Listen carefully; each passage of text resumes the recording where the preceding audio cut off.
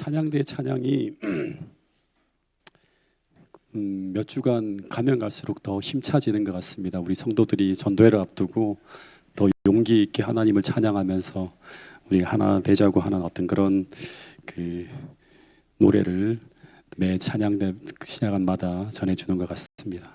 제가 정말 새벽마다 진짜 많이 기도하는 제목이 이제 전도회를 위해 기도하고 있는데, 전도회 때 많은 영혼들이 구원받게 해달라고 하는 그 기도도 있지만, 진짜 제가 기도하는 건 뭐냐 그러면 성도님들이 이 기간을 물론 그냥 전도회 행사가 지나가는구나 하면서 방관하며 지나가는 것이 아니라 정말 개인 구도자를 놓고 여러분의 가족, 이웃, 친지를 놓고 씨름하면서 정말 그들의 영혼을 구원하기 위해서 애타게 부르짖는 그런 기간이 되게 해달라고 저는 기도하고 있습니다.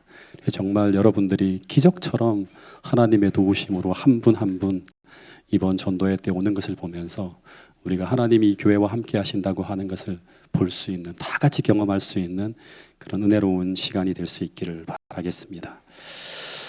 자, 오늘은 한 2주 정도는 이 욥기를 좀 여러분들하고 같이 공부하려고 하는데요. 여러분, 인생은 고통이라고 합니다. 어떤 분들은 이런 말까지 합니다. 산다고 하는 것은 고난받는다는 말과 같은 말이다. 동의하십니까? 산다는 것은 고난받는다는 말이다. 고난은 누구도 예외가 될 수 없다고 합니다.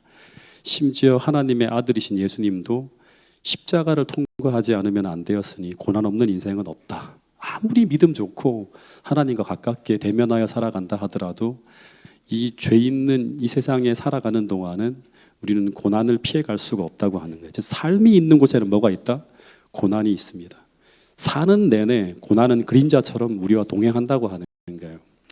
그래서 이 고난과 같이 살아가는 동안 우리의 지혜가 필요하거든요. 어떻게 이 고난과 더불어 살아가는 삶을 진짜 우리가 슬기롭게 살아갈 수 있을까? 성경에 보면 고난 속에 살아가는 사람들에게 지혜를 주는 책들이 있어요. 이건 지혜 문학서라고 하는데 3권의 책이 있는데 어떤 책이죠? 잠언서, 전도서, 욥기서입니다. 이 3권의 책이 각각 다르면서도 보완적인 시각을 가지고 고난에 대해 설명한다고 합니다. 잠언 같은 경우는 어떤 설명을 하는가 하면 고난의 정당성을 이야기합니다. 그릇된 행동을 하면 어려움이 찾아온다. 열심히 일하면 번영하고 게으르게 살면 어떻게 된다? 가난하게 된다. 선행을 하면 복을 받고 악을 행하면 고통이 온다. 이런 식으로 고난을 설명하고 있어요. 근데 세상사가 늘 이렇게 돌아가나요?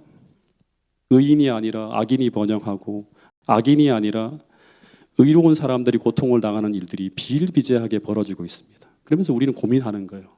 하나님이 계신데 왜 이런 일이 벌어지고 있는가? 그래서 이 고난의 관점을, 잠언의 관점을 보완하기 위해 쓰여진 책이 뭔가 하면 욥기서하고 전도서라고 합니다. 이 욥기서와 전도서는 잠언에서 말하지 않는 전혀 다른 성격의 시련에 대해서 말해주고 있어요. 그래서 오늘 저는 이 욥기를 통해서 여러분들과 함께 의인이 겪는 이 시련에 대한 부분들을 함께 좀 나눠보려고 합니다. 여러분, 욥기는 어떤 책이죠? 욥기의 특징을 좀 한번 우리가 말해보면 기록된 성경 중에서 제일 먼저 쓰여진 책이 창세기가 아니라 욥기라고 합니다. 또 하나, 욥기를 공부하기 위해서 제일 먼저 알아야 될 것은 뭔가 하면 욥기를 누가 썼는가? 이 수신자는 그 시대에 그 문제 속에 살아가는 사람이에요.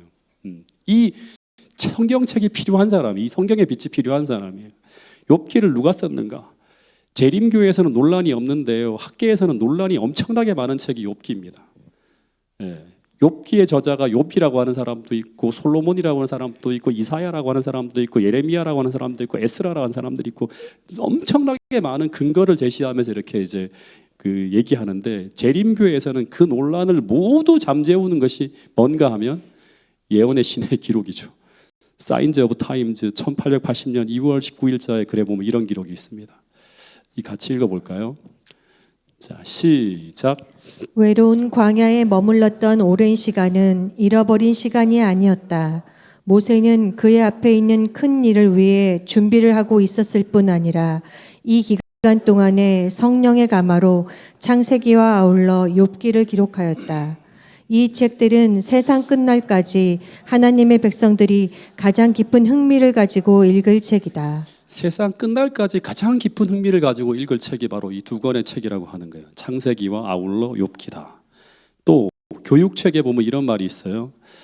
미디안 목자가 누구예요? 모세죠. 욥에게 하신 하나님의 말씀을 필적할 수 없는 장엄한 율조로 이렇게 적었다라고 합니다. 그러니까 욥기는 모세가 어디서 기록했다? 미디안 광야에서 기록했다고 하는 거예요. 그러니까 이 미디안 광야는 모세가 40년간 망명 생활을 하면서 지내게 되는 장소인데요. 그런데 이 미디안 땅은 욥이 살았던 우스 땅과 아주 가까워요. 그러니까 에돔 지방이 우스거든요. 거기에 이제 우스라는 마을이 있는데 그 바로 밑이 제가 이제 서툴게 좀 이렇게 표기했는데 미디안 광야입니다. 그 밑으로 내려오면.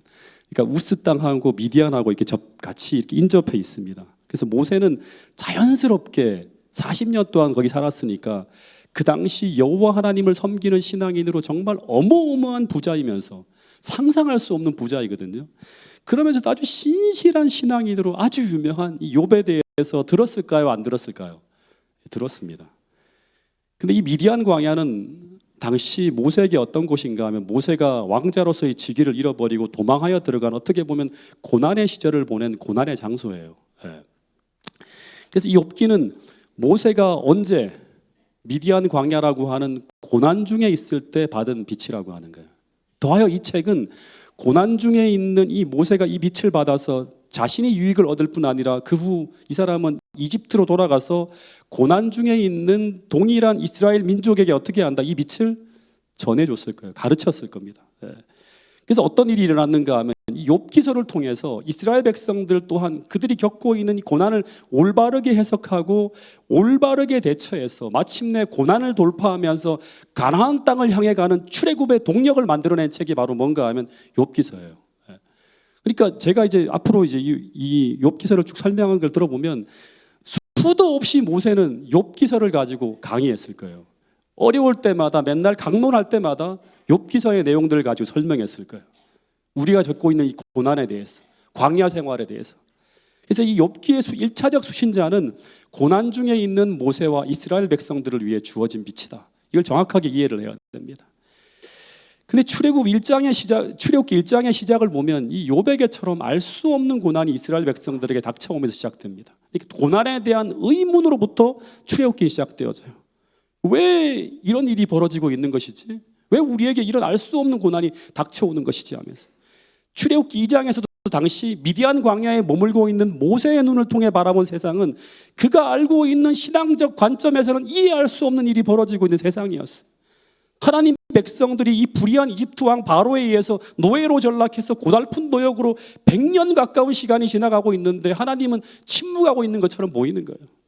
그리고 모세는 당시 이스라엘 백성들을 해방시키려는 꿈을 가지고 히브리서 11장 24절에 보면 어떤 얘기를 하는가 하면 분명히 믿음으로 해요. 이 사람이 40살의 믿음으로 바로의 공주의 아들이란 칭함을 거부하고 이스라엘 백성들과 함께 고난받는 길을 믿음으로 선택했는데 근데 결과가 어떻게 나타난다? 이스라엘 백성들에게까지 버림을 받고 미디안 광야로 쫓겨가서 목동으로 전락해버립니다. 믿음 때문에 완전히 망해버린 인생이 되어버린 것처럼 보이는 거예요. 그런데 이스라엘 민족은 계속 고통이 계속되고 있고 악인들의 권력과 힘은 더 공고해지고 있는 거예요. 이때 우리는 어떤 생각을 할 수 있을까요? 하나님의 신정론에 의문을 갖게 됩니다. 하나님이 계신데 왜 이런 일이 벌어진다는 말인가? 하나님은 왜 악에 대해 침묵하고 있는가? 이런 고민을 할 수 있겠죠. 그런데 이런 이해할 수 없는 상황에 답답해하며 미디안 광야에서 홀로 쭈그리고 앉아서 고민하고 기도하던 이 모세에게 누가 찾아왔다? 하나님이 찾아오셔서 그런 이해할 수 없는 일을 먼저 겪은 욥에 대한 말씀을 하셨다고 하는 거예요. 모세야, 너 욥 알지? 그 고난의 참피온 말이야.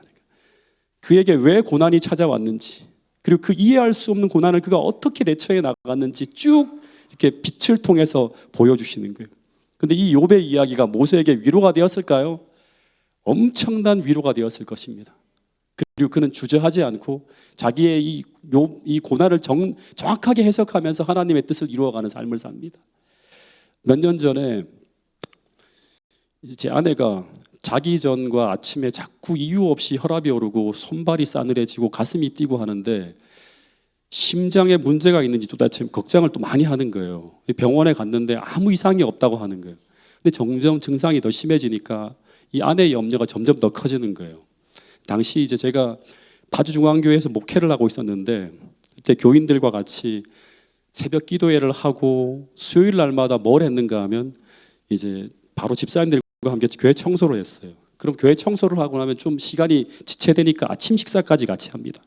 그래서 매일매일 집사님들을 만나면서 제 아내는 자신의 신변에 일어나는 일들을 친형제처럼 집사님들에게 말씀드리고 그렇게 지내고 있었어요. 그러다 보니까 이 성조 엄마가 이 언니 같은 분들에게 자신의 고민을 그 아침 식사 시간에 털어놓았어요. 근데 그분들이 전부 다 우리 성주 엄마의 증상을 쭉 들어보더니 이구동성으로 웃으면서 하는 말이 뭔가 하면 전부 자신들이 겪어본 것이고 심지어 자신들이 겪고 있는 무슨 증상이다? 갱년기 증상이라고 하는 거예요. 특별히 어떤 집사님은 그 증상을 마치 다 알고 있다는 듯이 성주 엄마가 한마디 말하면 두 마디 세 마디를 보탭니다. 얼굴도 화끈거리지 잠도 잘 안 올 거야. 그러면서 이구동성으로 하는 말씀이 뭔가 하면 걱정 말라고, 다 나이 먹으면서 지나가는 과정이라고 하는 거예요. 그러면서 꼭 빼놓지 않고 하시는 말씀이 뭔가 하면 운동이 최고의 처방이라고 하고 여성 호르몬제를 먹지 않으려면 석류를 사다 먹으라고 하면서 등등 본인이 쓰고 있는 갱년기 대처법을 쭉 말씀해 주는 거예요. 이 집사님들의 이야기를 들으면서 아내는 비로소 제가 아무리 말해도 나는 겪고 있지 않는 거니까 공감을 안 하더니 이 아내가 비로소 안심하게 되었고 이 집사님들의 말씀이 성주 엄마에게 큰 도움이 됩니다. 마찬가지로 이 모세는 욥기를 통해서 자신이 겪고 있는 이 알 수 없는 고난이 그 의로운 욥에게도 일어났고 진짜 신실하게 믿음으로 사는 욥에게도 일어났고 그리고 그가 어떻게 그 고난을 견디었고 마침내 그가 그 고난의 끝에 얻은 축복이 무엇인지를 하나님을 통해 쭉 듣게 되었을 때 그는 자신이 하나님에게서 버림받아서 벌어지는 일이 아니라 믿음으로 살아가는 사람들에게 벌어질 수 있는 것이라고 하는 것을 비로소 알게 돼요. 그래서 그 미디안 광야에서 그는 40년을 불평하고 낙담하고 의욕 가운데 보내지 않고 이스라엘 백성의 구원자로서의 필요한 자질을 얻기 위해 구하며 더하 이스라엘 백성들의 구원을 위해 기도하고 준비하며 그 시간을 값지게 보내게 만든 빛이 바로 무엇이다? 욥기서라고 하는 것입니다. 마찬가지로 동일한 인생의 어두운 밤을 지나가는 오늘 우리들에게 이 욥기의 이야기가 필요할까요? 마찬가지로 필요합니다. 그래서 오늘 우리도 이 욥기를 통해서 나의 고난을 해석하고 이 고난의 끝에 우리도 욥이 자신을 이 하나님을 이 경험을 통해서 하나님을 더 깊이 만나고 경험했던 것처럼 오늘 우리도 이 고난을 지나가면서 고난이 그냥 지나가는 것이 아니라 하나님을 더 깊이 만나는 경험을 할 수 있게 되기를 간절히 바라겠습니다. 다 욥처럼 잃어버린 그 축복들을 배로 하나님이 주실 수 있도록 끝까지 은혜로 하나님께서 인도하시는 그 길에 머물기로 결심하는 태능교회 모든 성도들이 될 수 있기를 간절히 바라겠습니다. 이 욥기서 1장 1절을 보면 욥에게 큰 고난이 벌어지기 전에 욥은 어떤 사람이었는지에 대한 이야기가 나오는데 한번 읽어보겠습니다. 욥기서 1장 1절 말씀입니다. 시작. 우스 땅에 욥이라 불리는 사람이 있었는데 그 사람은 순전하고 정직하여 하나님을 경외하며 악에서 떠난 자더라. 욥은 우스 땅에 사는 순전하고 정직한 사람이고요. 그리고 하나님을 경외하는 신앙인이고 악에서 떠난 자라고 불릴 만큼 훌륭한 신앙인이었다고 합니다. 이 욥에 대한 성경의 진술을 보면 욥의 신앙에 대해서 네 가지 단어가 등장하는데요.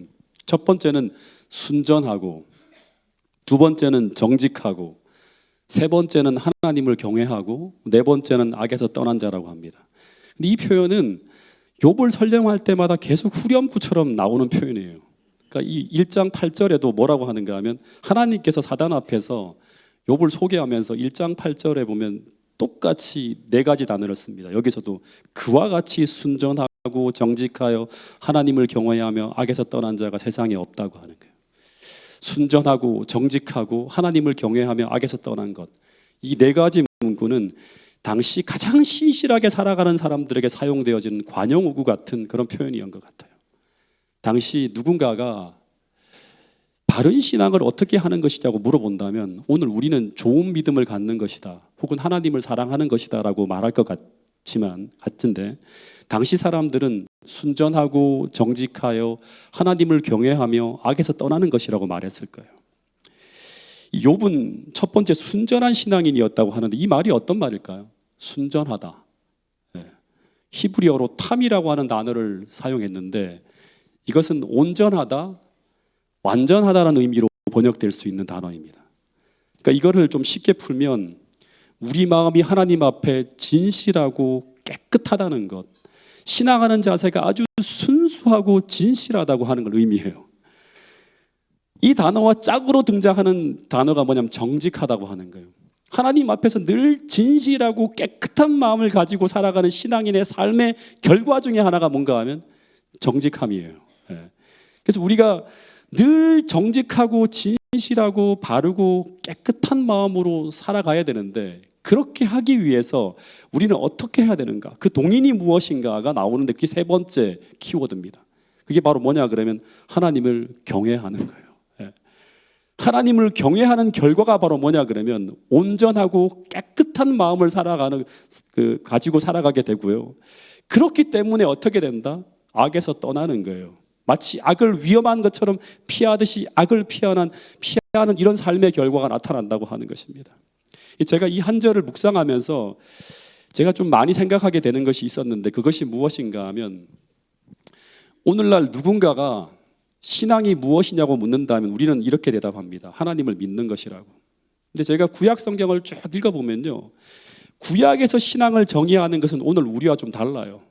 구약 성경을 읽어보면 그 시대 사람들에게 신앙은 믿음을 가지고 살아간다고 하는 것이 무엇인가라고 묻는다면 그들은 단순히 하나님을 믿는 것만이 아니라 항상 어떤 단어가 나오는가 하면 하나님을 경외한다고 하는 것이 언제나 포함되어 등장하고 있는 것을 우리는 알 수 있습니다. 구약의 모든 신앙의 시작에 보면 올바른 신앙의 경험의 시작이 바로 뭐냐 그러면 하나님을 경외하는 것이에요. 즉 순전하고 정직하고 악에서 떠나는 것 전부 어디서 시작되어지는가 하면 하나님을 경외하는 것에서부터 시작되어진다고 하는 거예요. 욥의 생애도 하나님을 경외하면서부터 그런 신앙이 만들어졌다고 하는 거예요. 잠언서 1장 7절에 보면 무슨 말이 나오는가 하면 여호와를 경외하는 것이 무엇이다? 지식의 근본이라고 하는 거예요. 모든 우리 삶의 지식이 올바르게 담겨지기 위해서는 첫 번째 어떻게 해야 한다? 하나님을 경외하는 것에서부터 시작되어진다고 하는 거예요. 그리고 제가 참 마음에 의미 깊게 담았던 성경절이 신명기 31장 13절인데요. 여기 보면 모세가 이스라엘 백성들에게 요단강을 다 건너기 전에 마지막 당부의 말 중에 이런 말을 해요. 너희가 요단강을 건너가서 차지할 땅에 거주할 동안에 신앙을 알지 못하는 다음 세대에게 내 하나님 여호와를 믿는 것을 배우게 할지니라 하지 않고 뭐를 배우게 하라? 여호와를 경외하기를 배우게 할지니라는 말을 합니다. 여러분 이 말이 무슨 의미인가 하면 당시 이스라엘 백성들은 하나님의 존재하심을 믿었어요. 왜냐하면 그들은 늘 기적을 보며 살고 있었으니까. 그래서 구름 기둥과 불 기둥과 만나의 기적과 홍해의 기적과 열재앙의 기적 등등 다시 말해 그 당시 하나님의 존재하심을 부인할 수 없는 수많은 일들이 벌어지고 있는 그런 세상을 살아가고 있었습니다.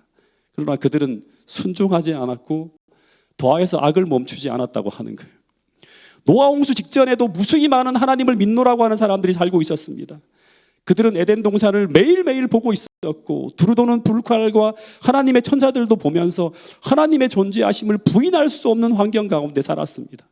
그러나 당시 사람들은 하나님의 존재하심을 믿고 살아가고 있었지만 하나님의 말씀에 순종하지 않았다고 하는 것입니다.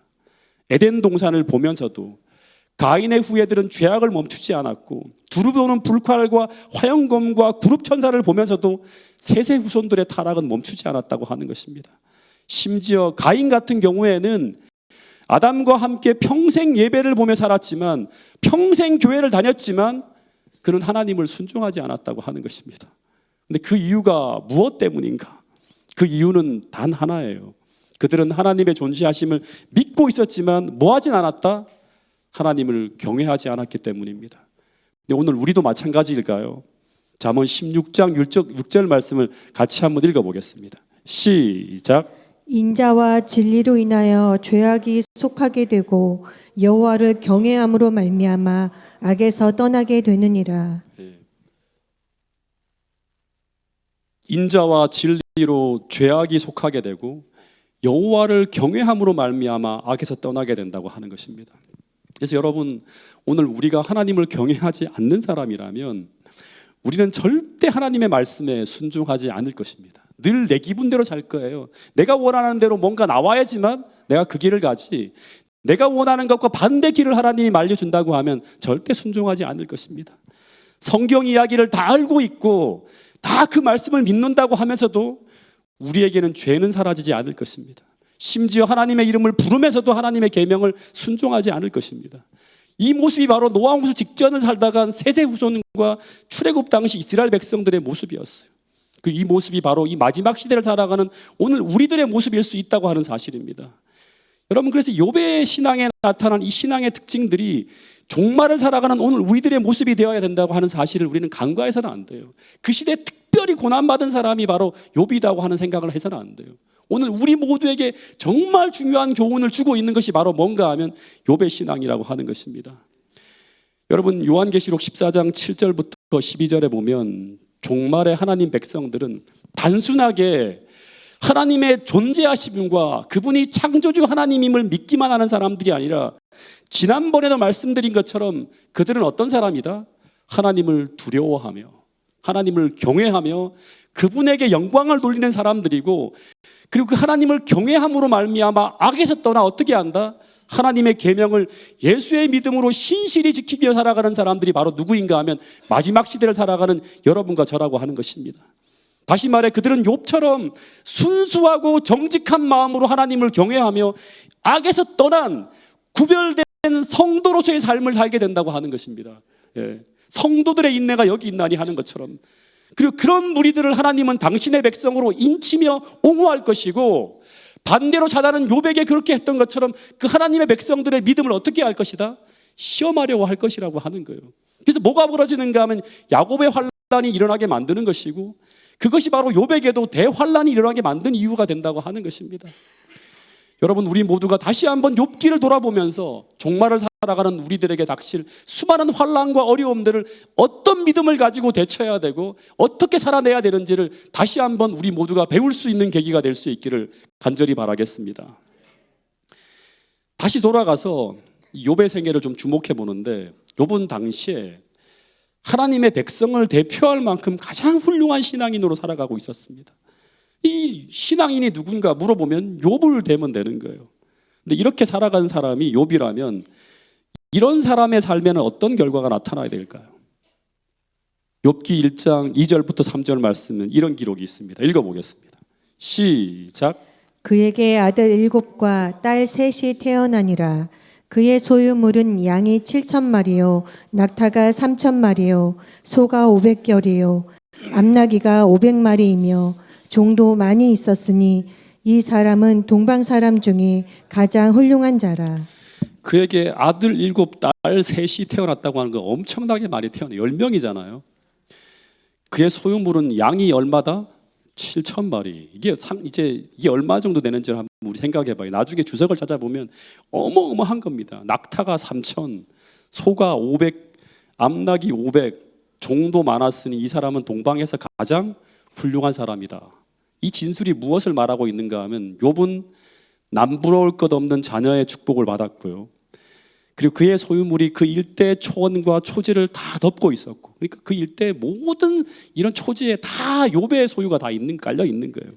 그러니까 욥은 당대 거부 정도가 아니라 가장 위대한 사람 중에 하나가 되었다고 하는 거예요. 그러니까 이 말은 하나님의 축복이 욥을 통해서 자녀들에게 일대 초원과 초지를 다 덮을 만큼 엄청나게 풍성하게 쏟아지고 있었다고 하는 거예요. 당시 소와 양이 몇백 마리만 되잖아요. 그러면 엄청난 부자였어요. 근데 욥은 지금 소떼와 양떼, 낙타가 다 합치니까 11,000마리예요. 11,000마리. 예. 그러니까 이거는 뭐냐면 오늘날 뭐 구글 사장이라든가 삼성 대기업 사장 이 정도예요. 예. 회장. 그 정도로 어마어마한 부자였다고 하는 거예요.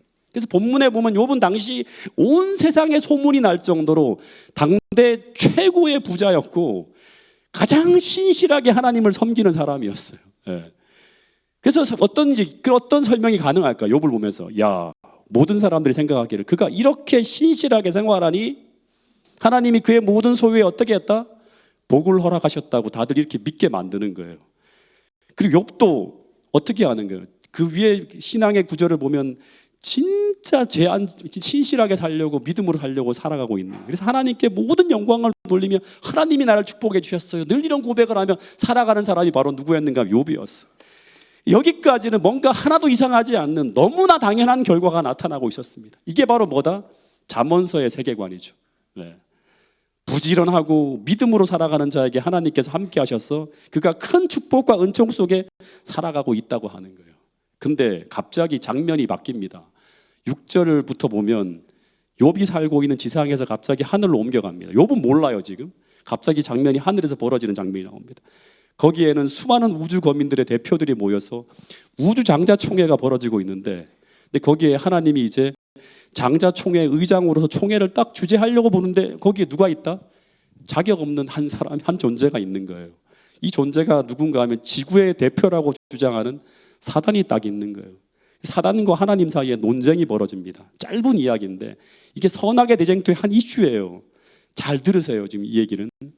사단은 지금 자기가 지구의 대표라고 우기고 있는데 하나님은 그것을 인정할 수 없다고 하는 거예요. 사단의 주장이 뭔가 하면 지금 자신이 지구의 대표, 즉 통치자가 될 수 있는 근거로 그가 제시하는 게 무엇인가 하면 지금 지구의 모든 사람들이 다 누구를 따르고 있다?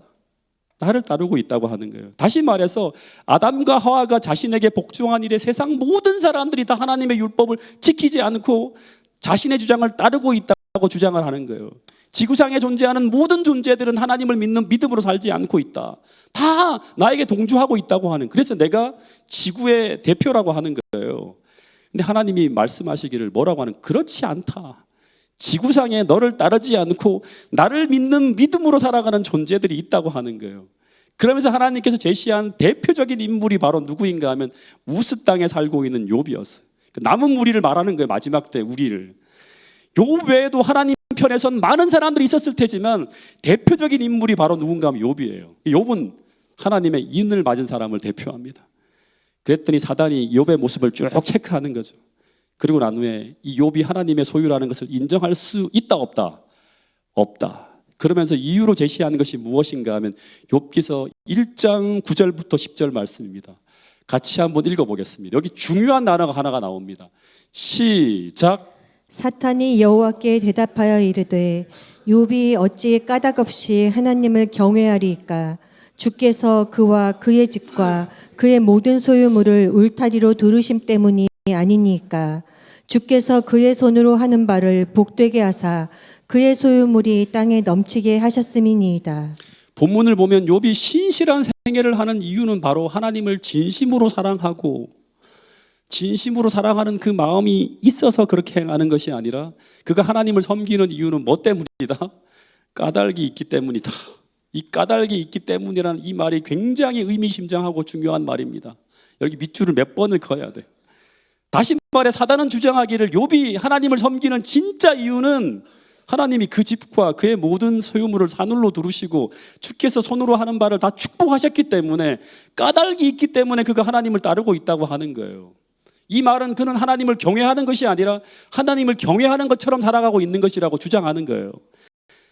사단은 주장하기를 그래서 그 까닭을 한번 제거해 보라고, 그래도 하나님을 경외하는 사람을 살 것인지 한번 그 까닭을 제거해 보자고 하는 거예요. 다시 말해 사단의 주장은 오늘 우리가 모든 것이 잘 되는 가운데 행하는 신앙은 증명되고 검증된 신앙은 아니라고 주장하고 있는 거예요. 세상적 축복이 쏟아지는 가운데 승승장구하며 형통한 가운데 행하는 그런 신앙은 누구든지 다 할 수 있는 것이라고 말하고 있는 거예요. 왜냐하면 그것은 악인이라도 그렇게 할 수 있지 않는가 하는 거예요. 기복신앙으로 다 할 수 있는 거 아니냐. 여러분 이것은 산상수훈에서도 예수님이 말씀하신 부분에 포함되어져 있어요. 너희가 너희를 사랑하는 자를 사랑하면 무슨 상이 있겠는가? 이방인들도 이같이 아니하느냐는 거 일망상통하는 그런 이야기입니다. 다시 말해 나에게 잘해주는 사람에게 사랑을 표현하는 것은 믿음이 없는 악인도 할 수 있는 것이라고 말하는 거예요. 그래서 너가 그런 사랑만을 실천하고 있다면 너희는 천상의 사랑을 가진 하나님의 참 아들이라고 하는 걸 증명할 수 없다고 하는 거예요.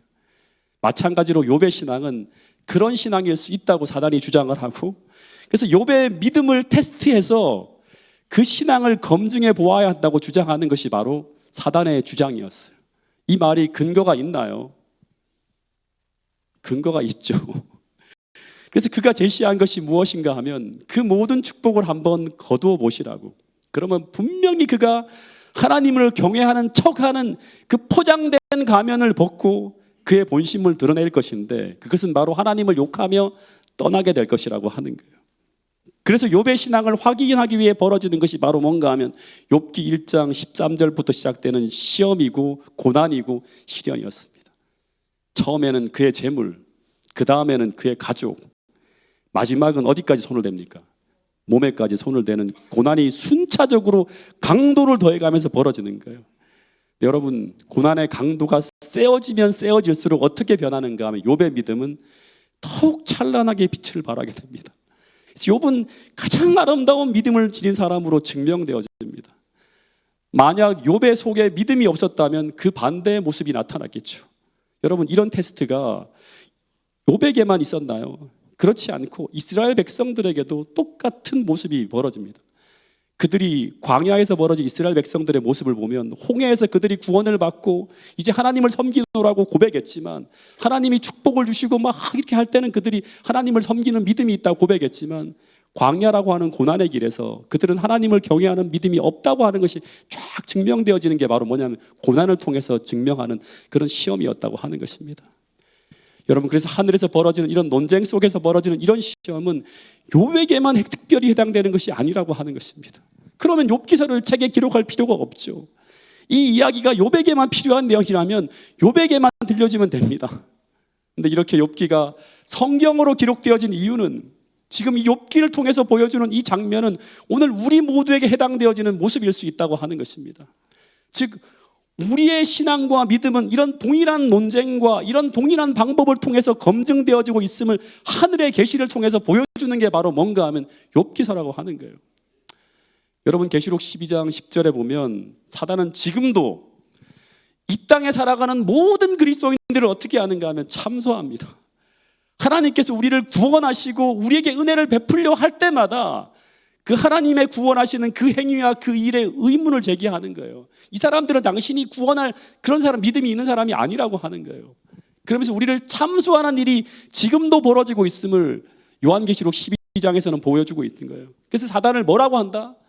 형제를 참소하는 자, 곧 우리 하나님 앞에서 밤낮 우리를 참소하는 자라고 묘사하고 있는 것입니다. 이 장면은 지금 하늘 지성소에서 벌어지고 있는 조사심판의 장면이에요. 조사심판은 뭐를 얘기하는가 하면 이 세상에 누가 참 하나님 백성인지를 조사하여 검증하는 게 바로 조사심판입니다. 그 증명은 하나님의 입장에서는 필요가 없어요. 왜냐하면 하나님은 이미 욥의 마음속에 그 신앙의 동기와 믿음을 다 하시기 때문에 욥을 시험할 필요가 없습니다. 그런데 욥이 시험되어지는 이유는 하나님과 사단 사이에 벌어진 이 논쟁으로 인해서, 더 정확하게 말하면 사단의 참소와 고소로 인해서 하나님이 우리를 공의롭게 구원하려면, 온 우주 거민들 앞에서 공의롭게 구원하려면 우리 안에 있는 믿음을 온 우주 앞에 드러내어 증명하는 일이 필요한 거예요. 그렇기 때문에 뭐가 벌어진다? 욥에게도 그랬던 것처럼 오늘 우리에게도 시험하는 과정에서 고난이 찾아오는 거예요. 그 시험의 강도가 강해지면 강해질수록 그때 우리가 믿음이 있다면 우리의 신앙의 동기가 더욱 분명하게 나타나게 되고, 동시에 우리 안에 있는 믿음도 더욱 분명하게 세상에 드러나게 될 것이라고 하는 것입니다. 뿐만 아니라 이 고난을 통해서 우리의 믿음이 증명되어지는 것뿐만 아니라 우리는 그 고난을 통해서 욥처럼 더 깊은 하나님에 대한 이해와 더 깊은 신앙의 경험 속에서 믿음의 성숙을 경험하게 된다고 하는 것입니다. 그래서 고난은 무엇이다? 우리에게 위장된 축복으로 반드시 열매 맺게 된다고 하는 것입니다. 그게 믿음이 실현이 된다면. 여러분, 이런 글이 있습니다. 이 글을 같이 한번 읽어보겠습니다. 참된 종교란, 제가 참 감동이 되어서 이 코테이션에서 가져온 건데 한번 읽어보겠습니다. 시작. 참된 종교란 하나님의 성품을 사랑할 때 생겨난다. 참된 경배자는 보상을 위해서가 아니라 하나님 자체를 사랑하는 것이다. 우리가 하나님을 경배하는 것은 하나님께서 우리의 애정과 경배를 받으실 만한 분이기 때문에 하나님을 섬기고 사랑하는 것이지 단지 그분이 우리에게 복을 주시는 분이기 때문은 아니다.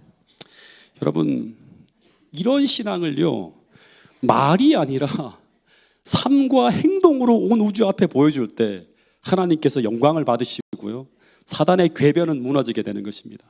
여러분, 이스라엘 백성들이 애굽에서 그 애굽의 열재앙을 보면서 막 애굽이 하나님 앞에 백기를 들고 하나님께서 홍해를 가르고 막 그들을 인도하시는 그 영광스러운 역사를 볼 때, 그때는요, 주님을 따르는 것이 아무런 문제가 없습니다. 그때는 순종과 복종이 어려움이 없어요. 누구나 하나님을 향해서 믿음을 고백하는 게 다 그런 어떤 사람들이 다 따라 나왔잖아요. 근데 홍해를 건넌 후에 이렇게 믿음으로 순종했으면 그 다음에는 고난이 아니라 꽃길이 열려야 되는데 광야라고 하는 고난의 길이 시작됩니다. 물이 떨어지고 양식이 떨어지면서 예상치 못한 시련들이 찾아왔는데, 근데 이때 이 광야의 시련 속에서 그들은 그들의 신앙의 동기와 그들 속에 담긴 그 믿음의 고백이 진실한 고백이었는지 아닌지를 다 드러내는, 모든 것이 드러나는 시간이 되었다고 하는 것입니다. 그래서 이 시련 속에서 그들 안에 있는 모든 것이 철저하게 시험되어졌다고 하는 거예요. 시험을 통해서 하늘에 들어갈 자와 광야에서 생을 마감할 자가 딱 가려지게 되는 거예요. 여러분, 우리가 잘 나갈 때도 이 신앙생활을 잘해야 되지만, 특별히 고난이 찾아올 때, 다시 말해서 우리 인생의 밤이 찾아올 때, 그때 우리는 더욱더 믿음이 필요한 순간이에요. 우리의 믿음을 더욱 점검해서 믿음으로 그 고난을 헤쳐가는 믿음을 지금 준비하고 간직해 넣어야 된다고 하는 것입니다. 왜냐하면 그때는 말이 아니라 정말 삶과 행동으로 우리의 믿음을 드러내는 시간이 바로 뭐냐 그러면 인생의 밤이 찾아올 때라고 하는 것입니다. 여러분, 우리는 마지막 때 우리가 한 믿음의 고백인 이 말이 아니라 우리의 행위로 심판을 받게 된다고 하는 것이 요한계시록에 나와 있는 중요한 단어입니다. 왜냐하면 우리는 우리 마음과 다르게 말할 수가 있기 때문에요. 말은 이렇게 하는데 실제로 고난이 찾아왔는데 전혀 다르게 행동할 수도 있다고 하는 것입니다. 제가 어떤 사람을 칭찬하는 것을 단에서 참 조심하는데, 이분에 대해서는 좀 말씀을 드려도 될 것 같다는 생각이 들어서 조심스럽지만 좀 말씀을 드립니다. 제가 우리 교회에서 참 존경하는 분들이 너무 많아서 참 저는 감사합니다. 우리 모두가 다 본받아야 될 믿음의 본을 삶으로 보여주시는 분들이 진짜 많습니다. 한 분 한 분을 제가 다 진짜 소개해드리고 싶지만 그 중에 한 분이 누구인가 하면 바로 이 집사님이십니다. 제가 태능교회에 와서부터 지금까지 집사님에 대해 오랜 기간 이제 제가 보아왔는데, 이분을 보아오신 분들 중에 거의 모든 분들에게 존경을 받으시는 분이 바로 우리 곽승자 집사님과 안성섭 장로님이십니다. 특별히 곽 집사님은 태능교회에서 너무나 자상한 어머니 같으신 모습으로 모든 분들에게 다정하고 친절하게 모든 분들에게 대해주시는 분인데, 저는 최근에 우리 딸아이까지도 집사님을 잘 모를 줄 알았는데 집사님께서 언제나 자신을 볼 때마다 안아주시고 사랑한다고 말씀해 주셨다고 하는 거예요. 이 친절하고 자상한 모습이 딸아이에게만이 아니라 모든 성도들에게 다 미치는 그런 모습이었어요. 더하여 이 집사님이 언제나 겸손하고 순전하고 정직하게 생활하시려고 늘 말씀 앞에 스스로를 살피면서 정말 경건하게 생애하신 모습으로 평생을 살아오셨습니다. 근데 집사님께서 작년 10월부터 위중한 병중에 계시는데, 근데 제가 언제나 방문할 때마다 언제나 하시는 말씀이 있어요. 거의 진짜 자동이에요. 자신은 너무나 하나님의 사랑을 너무나 많이 받았고, 이게 첫 번째 나오는 말씀이에요. 그리고 너무나 받은 축복이 넘치며, 이게 그냥 나오는 말이에요. 지금 너무나 감사하고 너무 평안하다고 말씀하시는 거예요. 그러면서 성도들의 기도에 대해 너무나 감사하고 계셨어요. 지금 삶을 하나님이 거둬가셔도 여한이 없으시다는 말을 너무나 자주 하셨어요. 근데 언제나 제가 그럴 때마다 이 집사님의 표정을 살피는데 그분의 얼굴에는 정말 하나님이 함께 하시는 평온함이 보였어요. 근데 여러분, 집사님의 삶이 절대 평온하고 평온탄하지 않았다고 하는 사실이에요. 정말 욥기에 나오는 욥처럼 사람이 감당하기 힘든 고통과 아픔이 집사님과 장로님의 생애에 있으셨습니다. 젊은 날에 20대 신학을 공부하던 정말 전도 유망한 학생이던 아드님이 미국 앤드류스에서 유학 시절에 카누를 타고 가다가 카누가 전복되어지는 사고 속에서 다른 학생에게 구명조끼를 양보하고 넘겨줘서 급류에 휘말려 사망하게 됩니다. 그렇게 선하고 의롭고 더하여 신학을 공부하던 학생인데, 하나님의 농원에 쓰임받기 위해 바쳐진 아들인데 어떻게 하나님이 이렇게 할 수 있을까? 정말 수도 없이 원망이 터져 나올 법한 일인데, 그런데 그 청천벽력 같은 소식을 듣고 장로님과 집사님께서 미국으로 들어가셔서 그 외아들의 시신을 수습한 되어져 있는 병원으로 걸어 들어가실 때 장로님과 집사님께서 의로운 일을 하다가 주님의 품에 안긴 아들을 생각하며 눈물을 흘리지 않고 도리어 찬송하며 걸어가게 해달라고 기도하면서 장로님 집사님께서 그 안치실에 들어가실 때 하늘 가는 밝은 길이라고 하는 찬미를 4절까지 부르면서 그 고통을 신앙으로 순항시키면서 아드님의 시신을 마주대했다고 하는 이야기를 들었습니다. 그리고 그 후 그 큰 고통을 겪은 후에도 평생 한결같이 하나님에 대한 신뢰와 사랑이 흔들리지 않으셨다고 합니다. 욥기서에서 이야기하는 그 모든 것들에 대한 것들을 대답하고 있는 거예요. 심지어 지난 삼육병원에서 집사님을 배웠을 때도 복수를 빼는 치료를 받으시는데 여전히 건강이 안 좋으셨지만, 그러나 하나님 말씀을 들으실 때마다 하나님에 대한 신뢰와 그분의 사랑 속에 평안하셨고 감사가 입에서 그치지 않으시고 그러면서 여전히 하나님을 찬양하셨습니다. 여러분, 사단은 욥이 까닭 없이 하나님을 믿는 것이 아니라고 합니다. 다시 말해 그가 하나님을 섬기는 이유는 까닭이 있다고 하는 거예요. 그래서 사단은 욥에게 시험을 할 수 있도록 허락해 달라고 하나님께 요구했습니다. 근데 그 시험에서 도리어 욥이 정말 하나님을 사랑하는 사람이라고 하는 것을 찬란하게 드러내는 게 바로 뭐냐 그러면 그의 생애의 고백이었어요. 마찬가지로 곽승자 집사님의 모습은 평생의 삶을 통해서 진정으로 하나님을 온전하게 사랑하고 하나님을 경외하는 분이라고 하는 것을 평생의 삶을 통해 보여주고 계십니다. 물론 또 한 분, 지금 임종전을 지나가고 계시지만 우리 한홍 집사님도 그렇게 보여주고 지금 저희들 곁을 떠나가고 계십니다. 근데 여러분, 우리 믿음의 선배들의 삶의 모습을 보면서 오늘 우리는 어떤 이유 때문에 하나님을 섬기고 있나요? 이 고난으로 가득 찬 세상, 하나님의 사랑이 정말 우리의 마음에 충만히 들어와서 정말 실제적으로 우리가 하나님과 믿음으로 연결되어져서 그 어떤 시련 속에서도 주님을 떠나지 않는 그 은혜와 사랑이 우리에게 충만히 흘러들고 있나요? 여러분, 이걸 점검해 보시기 바랍니다. 이것이 마지막 때 재림 준비에 너무나 중요한 한 가지의 포인트라고 하는 것입니다.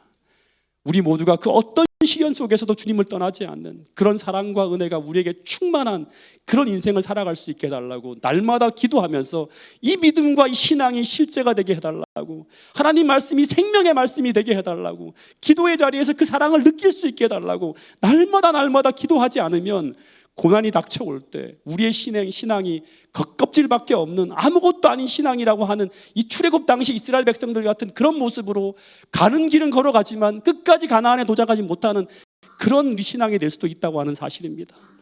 고난이 몰아닥치면 닥칠수록 더 빛나는 신앙, 더 찬란한 주님의 사랑이 우리 입술과 삶을 통해서 고백되어지는 그런 믿음으로 태능교회 모든 성도들의 생애가 변화될 수 있기를 간절히 바라면서 오늘 말씀을 줄이도록 하겠습니다.